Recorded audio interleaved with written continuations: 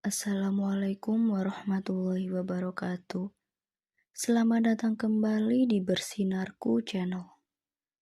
Pamali tidur di tempat orang meninggal. Devan baru pertama kali mengunjungi desa kecil di kaki gunung, tempat keluarga jauhnya tinggal. Malam itu ia menghadiri acara takziah seorang kerabat jauh, Pak Harun, yang meninggal mendadak karena sakit. Rumah duka dipenuhi oleh para pelayat.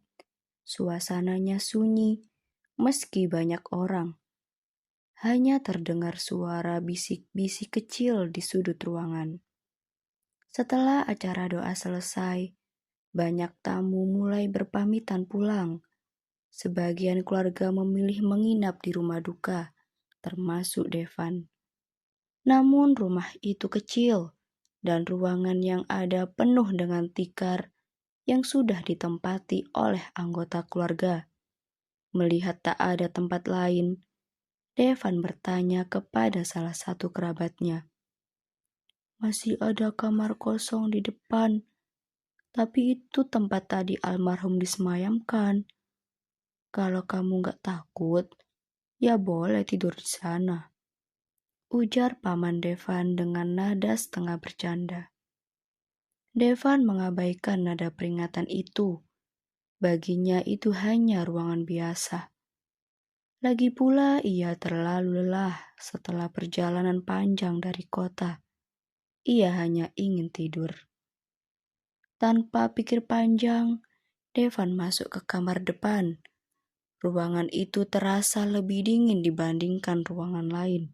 Sebuah meja kecil di sudut kamar masih memajang bunga melati layu, serta kain putih yang terlihat rapi, bekas kain yang digunakan untuk menutupi jenazah.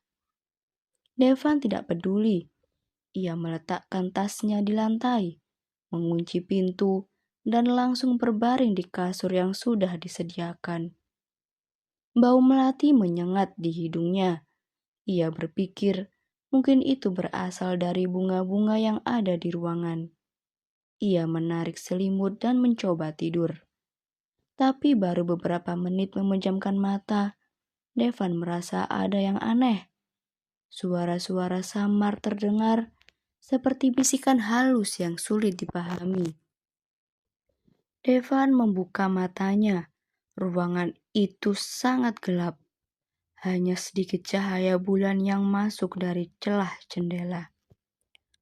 Oh, cuma imajinasi, pikirnya mencoba mengabaikan. Kemudian ia memejamkan mata kembali. Namun kali ini tubuhnya terasa berat. Dadanya seperti ditekan oleh sesuatu yang tak terlihat. Nafasnya sesak. Dalam keadaan setengah sadar, Devan melihat wajahnya penuh dengan rambut panjang. Kenapa kamu tidur di sini? Suara serak dan pelan terdengar, membuat bulu kuduk Devan meremang. Devan tersentak dan bangun dari tempat tidur. Ia mengusap wajah, mencoba menyadarkan diri. Cuma mimpi, gumamnya berusaha menenangkan diri. Namun saat itu suara langkah kaki terdengar. Langkah itu berjalan seperti mendekati tempat tidur.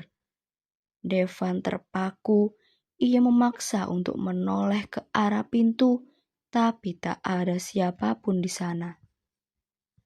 Namun anehnya, kain putih yang tadi ada di meja kecil mendadak jatuh ke lantai tanpa sebab.